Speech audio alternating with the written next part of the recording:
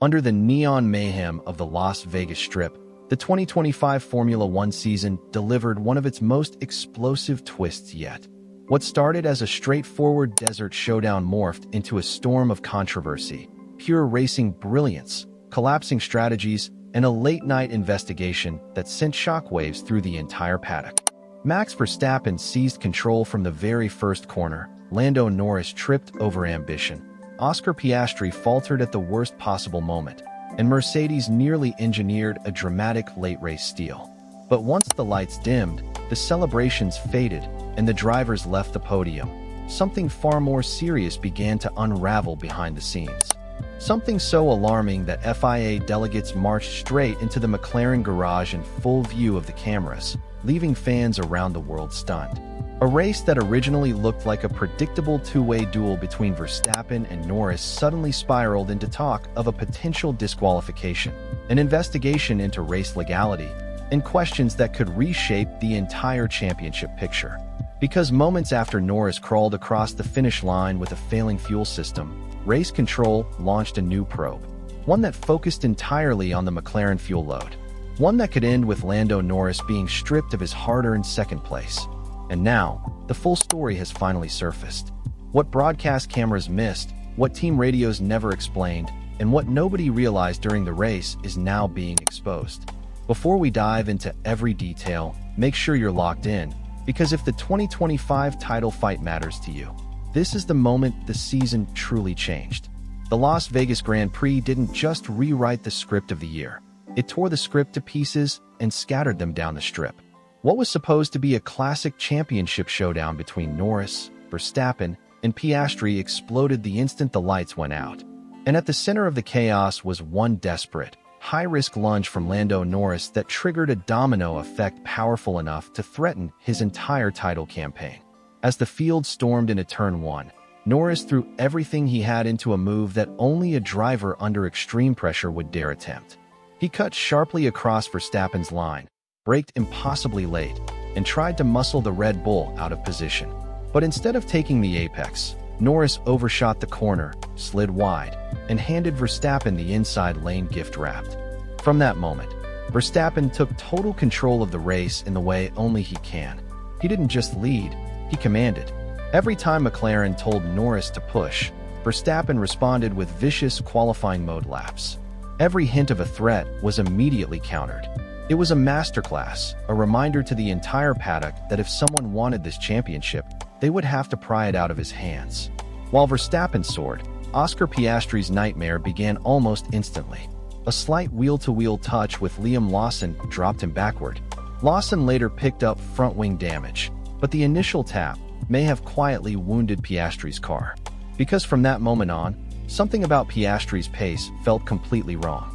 Even with fresher tires, clean air, and the typical long-run strength McLaren relies on, Piastri couldn't break deeper into the top positions. The confusion only grew when he got stuck behind rookie Kimi Antonelli, who was running a remarkable 48-lap stint on worn hard tires. Yet somehow, Piastri could not get within DRS range.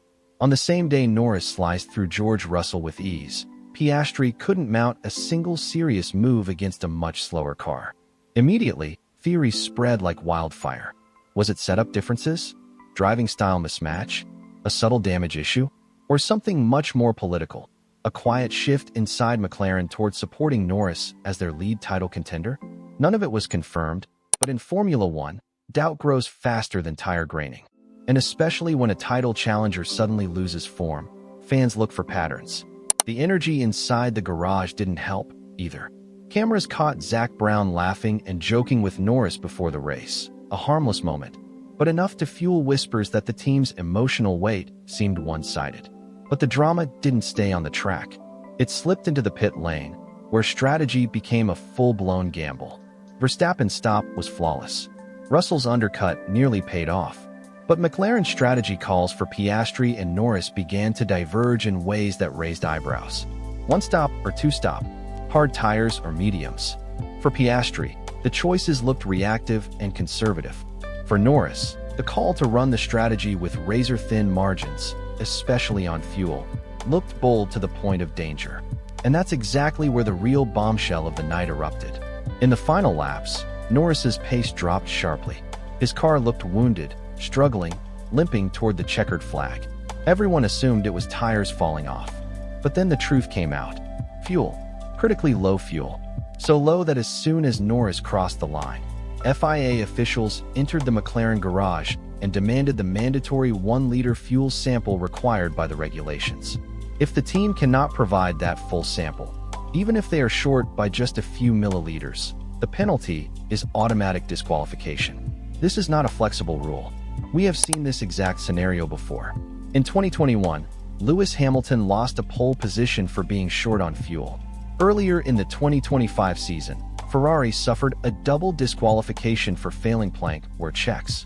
The FIA does not bend on fuel regulations. If McLaren ran the risk too aggressively, Norris's entire second-place finish could vanish from the standings. And with only Qatar and Abu Dhabi left, the timing couldn't be more catastrophic. A Norris disqualification flips the leaderboard, breathes life into Piastri's campaign, and pulls Verstappen right back into the title fight. But the chaos didn't end there. Behind the scenes, another bizarre incident unfolded involving grid models and drivers nearly being struck by oncoming cars as they tried to escape the grid during a formation lap reshuffle. The situation was handled quickly, but it was yet another reminder that Las Vegas remains a volatile, unpredictable circuit where even small lapses can erupt into disaster. Even race officials found themselves caught in the confusion. But perhaps the strangest mystery of the night remains the performance of Kimi Antonelli. The rookie defended like a veteran, keeping 2 world-class drivers behind him despite running tires that were practically finished. Yet Piastri could not get close enough to launch a move. Was it dirty air? Tire warm-up issues?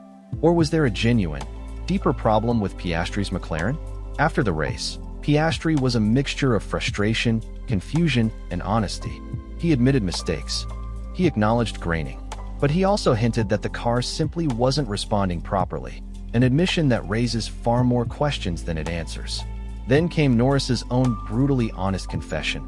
I messed it up. A driver under championship pressure, taking risks, feeling Verstappen's pace, hearing Piastri's charge behind him, and making choices that may come back to haunt him.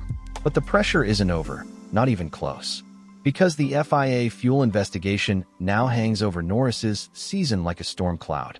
As it stands, the championship points read: Norris 408, Piastri 378, Verstappen 366. Norris is still in control. But if the FIA strips his Las Vegas points, everything shifts. The gap collapses. The tension explodes. And a 3-way championship fight becomes not just possible, but unavoidable. Las Vegas wasn't just another race. It was the moment the 2025 season erupted. So what did you think of the chaos, controversy, and pure drama of the Las Vegas Grand Prix? Share your thoughts below. And make sure to subscribe so you don't miss the next chapter of this unbelievable season.